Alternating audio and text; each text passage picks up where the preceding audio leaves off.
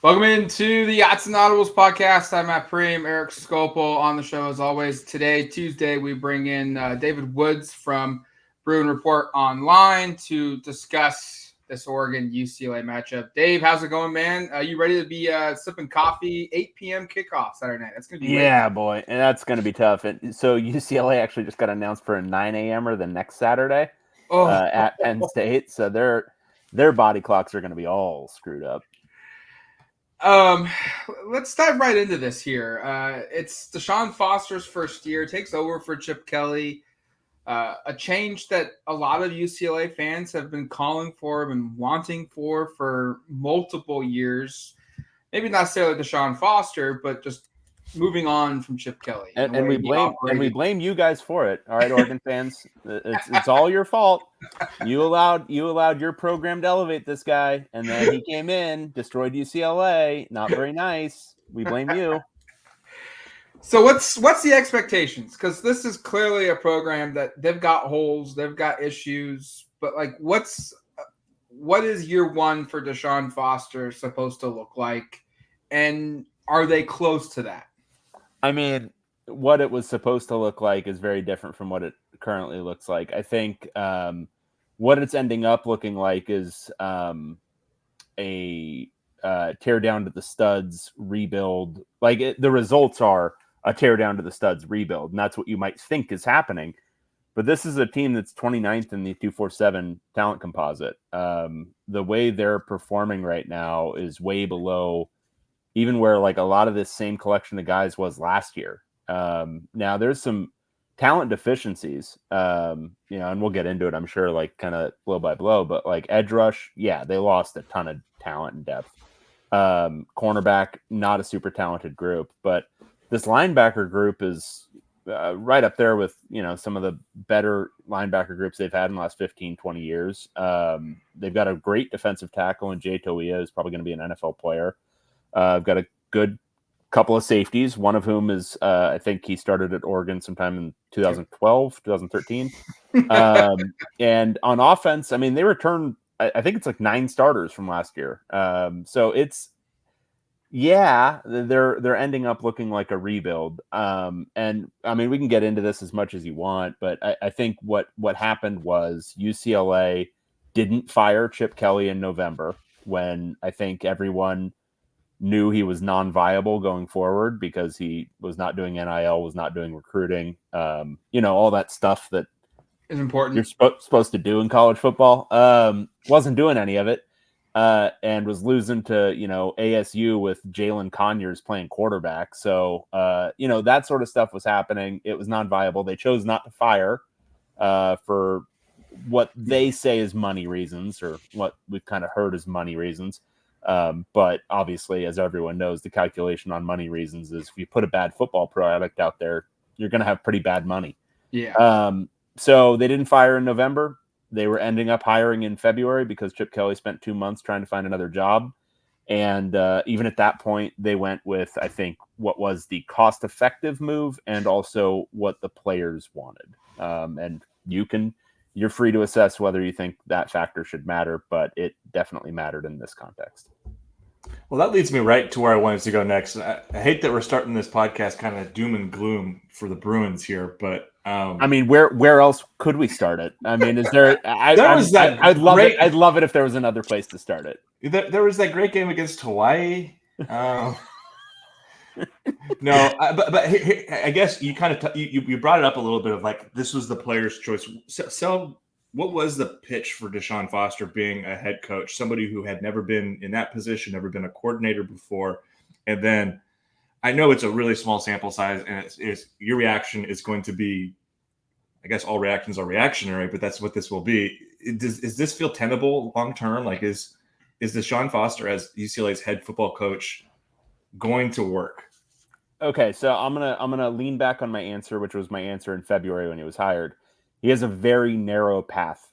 It's a very, very narrow path to success, even in the medium term. And that's a lot of the stuff he inherited, but also his own. He's never been a head coach. He's never been a coordinator. He's never handled either side of the ball. He's only ever been a position coach, only ever been a running backs coach. and he did get associate head coach added to his title in the last couple of years, but how meaningful that is anyone's guess. So the path was always going to be very narrow for him. And as far as kind of the hire itself, I think so the charitable interpretation is he's an alumnus, so he's going to care in a way that Chip Kelly never was and never did. And I think that's true. And he is an alumnus who cares. Like, this is a guy who's he was beloved in the UCLA community, is beloved in the UCLA community, I should say. He goes to, like, even as an assistant coach, he was going to like baseball games and softball games and volleyball games. Like, he's intermixed with the UCLA like kind of fabric of everything. And so the idea was, okay, that'll play, and that'll maybe play with donors and help him kind of succeed on that front with infrastructure. And then the players wanted him. And where I stand on that is basically, if you are a G5 basketball school where you're trying to retain the players for like one more year so you can make a deep NCAA tournament run, fine. Okay. If you want to make a hire like that, but you can't do that at the P4 level, because these guys, they could go at any time. And if the season isn't good, they will probably go in droves. So you can't make decisions based on that. That can't be a primary factor. So for Deshaun Foster at this point, this season is obviously not going well. And it's, at this point, I think the only path for them to be, moderately successful in year one was to be 2-1 right now, not 1-2. Any version of a UCLA season that ended in a bowl game had to include Indiana as a win. Indiana now currently looks like a little bit of a problem. They're pretty good. Oh, by the way, go look at their schedule, everyone. If you've watched a little bit of Indiana, go look at their schedule and tell me they're not going 10-2 this year. They've got a really soft slate from here on out. But anyway, now they're facing a gauntlet. They've got Oregon this week, and I know we're going to get into Oregon a little bit, some of the problems they had in the week 1 and week 2, but they're not winning that game. And then it's going to be Penn State on the road. They're charitably not winning that game, and uncharitably they're going to get blown out in that one. And then it's have they quit, have they lost the will to continue the season? And I think that's going to be the big story for the back half. Wow, that was a lot for you guys.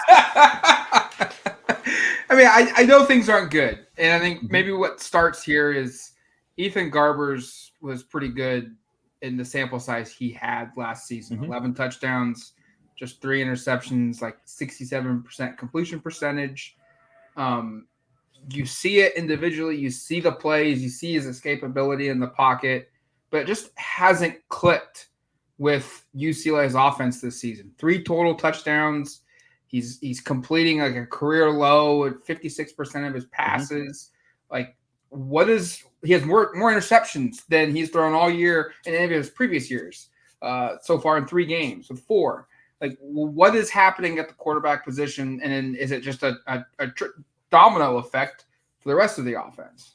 I think he's part of the dominoes falling, and the initial domino is it's an entirely new offense. Eric Bieniemy came in and he installed Chip Kelly's was more of a pro style offense than he was running at Oregon, but this is a true pro offense. They've got like a pro offense that like what people thought of as a pro offense 15 years ago. Like, it's long plays. Like they gotta say about 17 words to get the play in. I saw Jesse Palmer on the LSU broadcast had a great little description of it. It's like, when you had this in Chip Kelly's offense, it was 3 words. When you had it in maybe this sort of offense, it's like 6 words. In Eric Bieniemy's offense, it's 15 words. So he's having to spit that out in the huddle. And it gives you a lot more, I think, optionality with what you're doing offensively. But it's much, much, much, much, much more complex. And I think everyone on the offense is struggling with it. So Ethan Garbers hasn't been good, and he's made some bad decisions, especially against Hawaii. He had 2 really, really bad interceptions. This last game, he had 2 weird fumbles and a pick. But he's constantly under fire. This offensive line, which I would argue is either slightly more or the same talent level as last season, is performing way worse. And I think it's learning everything that goes into this offense. A lot of them added weight in the offseason, and so they look a little bit bigger and stronger, but a little bit slower than last year. So like getting to second level blocks, pulling, like all of that's more difficult than it was last season. So they're very much in the growth stages of this offense, and I don't, it's a open question whether they're going to get to a point of success this season with it. Well, the more glaring part for me is the run game, which has been pretty much non-existent. And I say that to me, that was surprising considering the head coach is a former running backs coach. And like TJ Harden was pretty good last year to close the season. You certainly watched more of him than I did, but I tuned in to watch UCLA USC and thought he was one of the better players on the field for probably both teams, honestly. And I'm just curious, like, is this again a byproduct or a function of an offensive line that it doesn't work, or a system that's not fully, I guess, integrated? Like, but what's going on there? Because I was surprised that this has been such a bugaboo for. I would have thought this is where you were leaning almost going into the season. And I think this is one where looking at Eric Bieniemy's history helps here, because with the Commanders, it was a pass-centric offense, and they really neglected the run game. And what we're seeing so far from a play count, from a emphasis, from a focus standpoint, it's very much more pass-centric than running-centric. Coupled with that, offensive line play, again, hasn't been good. They've made a change at guard. Alani Makahele, who was a UNLV transfer, he came in and started the first couple of games at right guard. Then they brought in a walk-on who's now starting at right guard because Alani, decent pass blocker, but could not run block despite being about 350, 360 pounds, just was not able to put a hat on a hat in the run game. So there have been problems up front, but I do think this is there's so many kind of coupled together issues. I think the offensive scheme from what they're trying to accomplish standpoint, I think they would much rather accomplish running game stuff with short passing rather than actually running it. In this last game against LSU, I think they only had 14 or 15 designed runs, and it was going to be about 45 designed passes. So it's just not an emphasis. And I think I think it hurts. I'm with you on TJ Harden. He did look slower this offseason. Again, I don't know if he added maybe some weight and he got a little bit slower, but he looked like a more explosive player last season. Looks like Deshaun Foster announced a couple guys on Monday night would be lost for the season. One of them, former Duck, Keanu Williams, defensive lineman. Just kind of what's the health of this team? And Oregon's, injuries are on both sides. Like Oregon's got a starting receiver in Gary Bryant Jr. from last season who hasn't played yet this year. One of their expected starters on the offensive line's been dealing with a leg injury all season so far and has only played in one game. Where's UCLA at from a health standpoint? Are they a mash unit, or are they kind of on the normal grind of, hey, guys are starting to fall, but it's not anything really concerning yet? All right. Well, Keanu Williams was a starting defensive tackle, and they're pretty thin at defensive tackle. So Jay Tawia is probably their best defensive player. He's going to be an NFL guy. Keanu Williams, though, was if Oregon fans haven't paid attention to him since he left, started almost all of last year and was looking good to start this year. He was, kind of trending way up. So losing him for the season is a big deal. Kanye Clark was too deep at corner. He's out for the year with a bone break in his ankle. So that's unfortunate. He was playing pretty well. Aside from that, Ollie Cajo was out against LSU. We haven't heard yet if he's going to be out for this game. He's, again, a too deep linebacker who provides some athleticism and range in that group. But again, that's a pretty deep unit. That's actually, one of UCLA's strongest units, so it's not a huge deal. And then Titus Mokiao Atamalala, who's one of their starting receivers. He was out this past game. Minor thing from what I've heard, but still kind of uncertain whether he'll be back for Oregon. Again, receiver is not a hurting point for UCLA. They've got some guys there, so not a big deal. Aside from that, not too many injury issues at this point in the season. It's a bummer Keanu's out. I know Oregon fans were excited in part to watch this game and maybe go down to the Rose Bowl to check out some former Ducks playing for the Bruins, and there's quite a few of them. I think there's 5 total. David, can you kind of give us a rundown of the Oregon transfers and maybe their roles with this team? I know Matavao and Davies and Addison, I think, are all starters. Can you just give us a run through on who these guys are and what their values? All right, if I miss somebody, remind me. All right, so Williams out. Jalen Davies has been a mostly starting corner for the last 2 years. He's been solid. They've had to kind of make him their number 1 guy, and that's probably a little bit above his pay grade. But it's a function of a talent at that position. I think ideal world, he'd be probably your number 3 guy, but he's, a number 2, number 3. He's been solid though. Pretty good athlete and plays tough. Brian Addison walked in spring day 1 and was a starter at safety. I still have no idea. I was going to say, do you know how he's eligible? Still have no idea. There was a waiver and I know Oregon supported it, so that's great. But they haven't been too forthcoming with the particulars, and it's personal issues, so whatever. But he's played pretty well. I would say the defensive scheme kind of has him dropping back as like a deep safety a lot, so he's kind of out of the mix a lot of times. But he cleaned up tackles well and was playing with a little bit of a mean streak, which was good to see against LSU. And then who am I missing? Matavao. Again, been kind of a function of the offense just really struggling. He was expected to have a breakout year this year. Still possible. He looked really good in practice, but the offense just hasn't been functioning on a basic enough level to get him the ball consistently. But against Hawaii, he made a couple of big plays. He's a really good tight end. And I think if they are able to get him involved, I think he could be a late round NFL draft pick. Let's try and bring some positivity into this podcast. Please see if you can. See if you can. I'm relentless. They showed really good fight against LSU. That score late to tie the game, going to half 17-all. They were in a position to get the ball back and take command of the offense or command of that game. Things were looking up though, even though they lost. What's the strengths right now? Where is this team? They hit the field and they feel confident that they've got, they're going to be solid here and really against any opponent. When Garbers isn't making critical mistakes, he can function in this offense. I think his understanding of it is getting better over these games.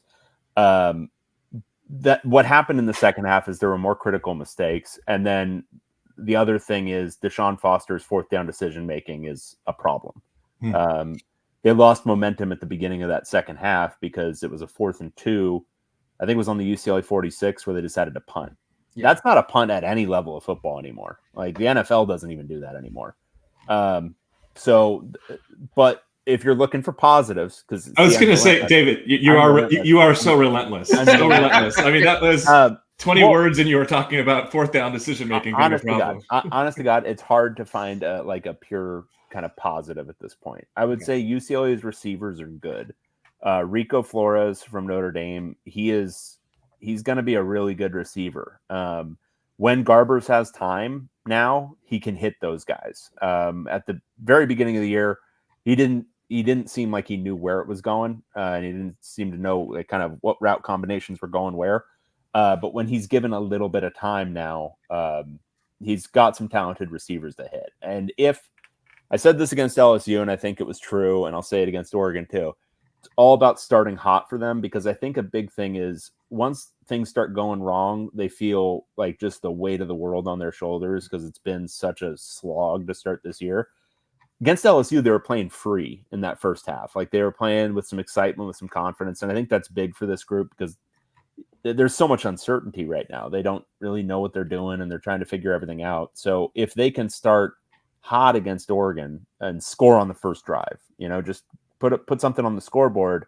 I think that'll do wonders for them and kind of getting the juices flowing and then getting the rhythm of the offense. But Garbers, when he's given time, is starting to make some throws.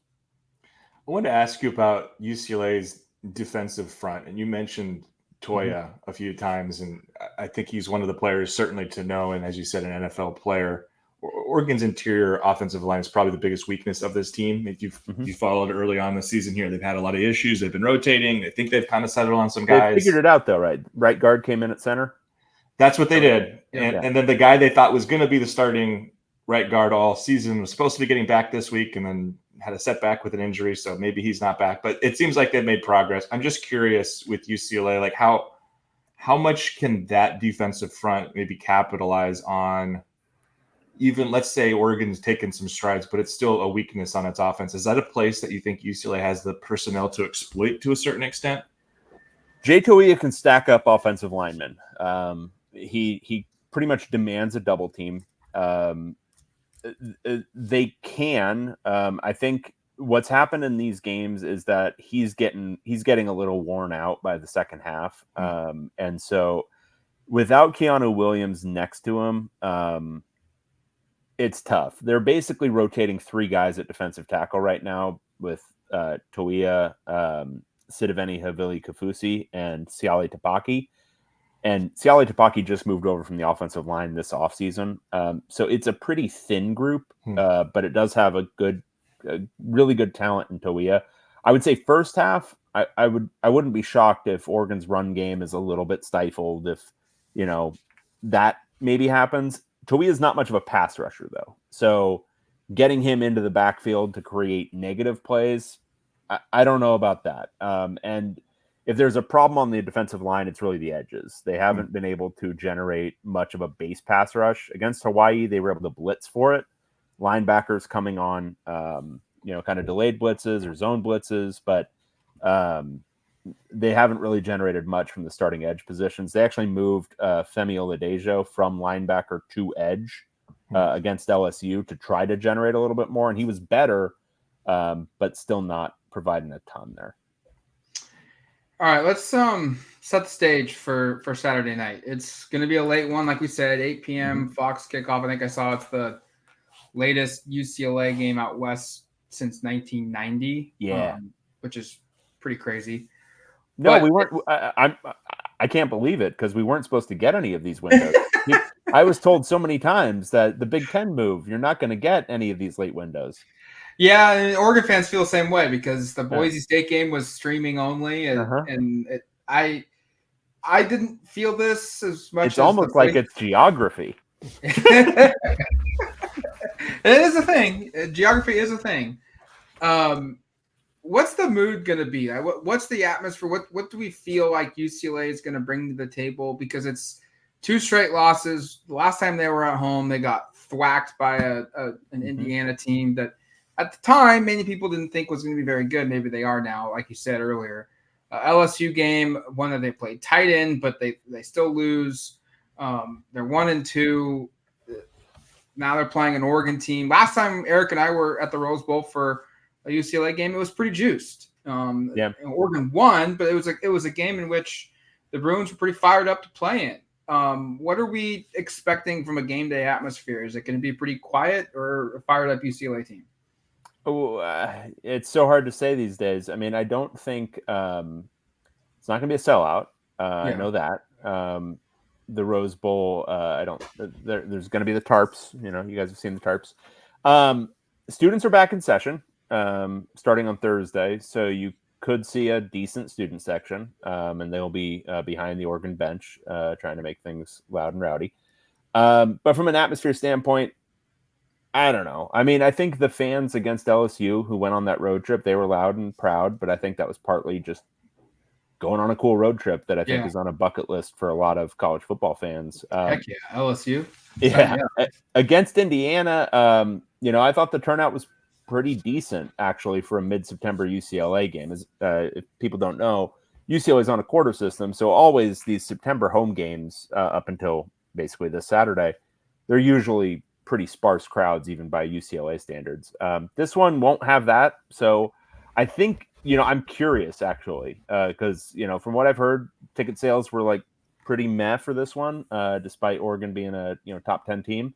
I'm interested to see what the crowd is like. I'm interested to see, whether they're still juiced for the Deshaun Foster era, or whether it's, kind of, the fan base is mirroring my own tone on this podcast. We will see. Well, what do you think is going to happen, David? Like, let's kind of close there. What are some things that you think the Bruins have to do to win, and maybe some things that they can't, I guess, to do so? What are some keys? So in like realistic land, like what is the path for them to win this game? I don't think, like, I can't just say, oh, they need to get 5 sacks on Dylan Gabriel, because they're not going to. Like, they don't have the edge rush to do it. But they need to tackle really, really, really well. I think what I would do against Oregon is, probably play a lot of 4-man fronts, and then play a lot of coverage, keep the ball in front of you, and just make them dink and dunk. And I know that's the way Oregon's offense is designed to a large extent, but I would still just force them to do it, and see if they can be efficient up and down the field. Drop a lot of guys into coverage, play a ton of zone, because this year when they've tried to blitz, they just don't. I feel for defensive coordinator Kaika Malloy, they just don't have the personnel to do what they need to do with the pass rush. So don't even try. Just play coverage. Force Oregon into long drives. And then on the other side, like I said, they need to start fast. I think they need to start with a lot of short passing. Ethan Garbers, when he can get in a rhythm, and also not force that offensive line to pass protect for longer than 2 seconds. I think that's a formula for at least generating some offense. But I think they need to slow this game down. They need to have long drives, long sustained drives built around short passing. And then on the defensive end, just make Oregon drive, 75 yards and make it take 5 minutes, make it take 6 minutes, and see if you can just keep this to a low possession game where it can be, where variance can come into play, where winning the middle 8 is significant, where a big special teams play can play a factor. I think just slowing this thing down as much as you can and trying to be efficient on offense, I think, is the name of the game. Well, Dave, thanks for coming on the show. Really appreciate the insight into this one. I'll be making the trip down, so I'll find you guys at the game. Excited to see the Rose Bowl. It's been a while since I've been there. It's still a place that is cool, and it needs to be celebrated every time that you're there. But nonetheless, 8 p.m. kick. Dave, until then, we'll talk to you soon. Thanks for coming on the show. Anytime, guys. Talk to you later, folks.